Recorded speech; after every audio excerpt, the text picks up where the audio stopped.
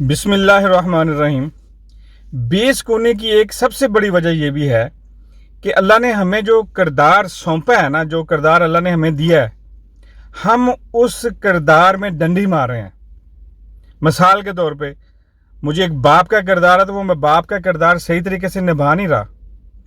भाई का किरदार है, नौकरी के अंदर, कारोबार के अंदर, जो मेरा पेशा, उस पेशे के अंदर अगर मैं टीचर हूं तो मैं कहीं ना कहीं डंडी मार के उस बच्चों के साथ नाइंसाफी कर रहा हूं, जिसकी वजह से मैं बेसकूनी में हूं।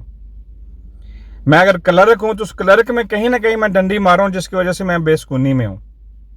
घर में आऊंगा, दफ्तर में जो अल्लाह पाक ने मुझे जो मनसब सौंपा था अपनी मखलूक की खिदमत के लिए, वो मैं पूरे तरीके से, सही तरीके से, ईमानदारी से उसको अंजाम नहीं दे रहा।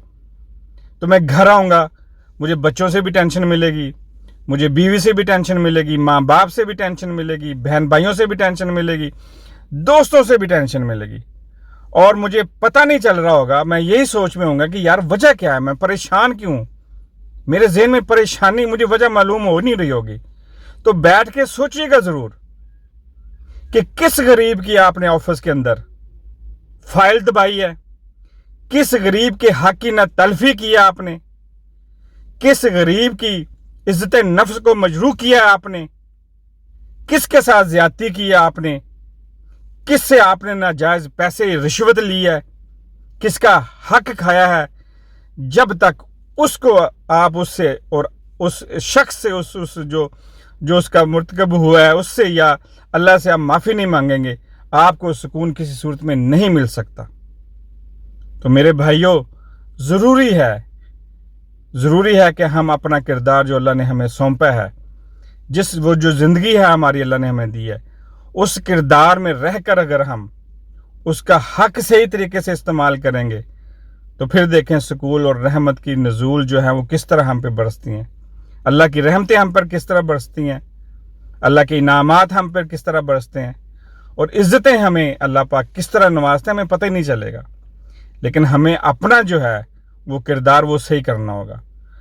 तो उम्मीद है कि हम आज से जो भी सुनने वाले भाई हैं, वो जिस शोबे में हैं, वो छोटे मजदूर हैं, बड़े किसी उसमें हैं, वो क्लर्क हैं, वो ब्यूरोक्रेट हैं, वो मिनिस्टर हैं, वो जो कुछ भी हैं, वो अपने उस किरदार को अल्लाह के हुक्मों के मुताबिक निभाएंगे और उसकी मखलूक के साथ इंसाफ का मामला फरमाएंगे, इंसाफ का मामला रखेंगे। तो यकीन करें सुकून भी आएगा, बेचैनी ख़त्म होगी, आपके घरों के अंदर रिश्ते भी सही मिलेंगे आपको, आपके बहन भाइयों के साथ तल्लुकात भी आपके सही होंगे, माँ बाप के साथ, दोस्तों के साथ इज़्ज़त वाली, हकीकत वाली इज़्ज़त आपको मिलेगी।